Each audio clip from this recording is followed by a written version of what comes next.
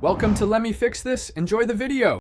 You start by securing conditions that favor weak interactions. Get the chamber to ultra-high vacuum and cool detectors to sub-Kelvin temperatures. Once done, calibrate with known particle sources to set a 5 sigma trigger threshold so you reject noise while preserving rare events. Then align a dense mass target 1/2 meter from the sensor to amplify scattering probability. You act quickly but methodically because early, correct configuration shortens runtime and improves signal-to-noise ratios for dark matter candidates. You now ramp into high-sensitivity acquisition. Switch to continuous readout with millisecond sampling and lossless compression to capture transient signals. Make sure to enable coincidence logic across 3 independent channels so true events stand out from local noise. That reduces false positives dramatically.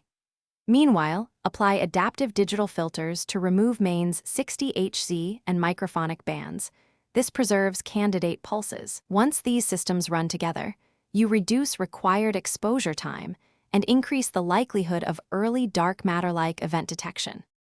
You finish by analyzing and validating the events in real time. Pass candidates through a machine learning classifier trained on simulated dark matter signals and measured backgrounds, then validate survivors with delayed veto checks and energy consistency tests. Once validated, prioritize follow-up runs with modified target geometry.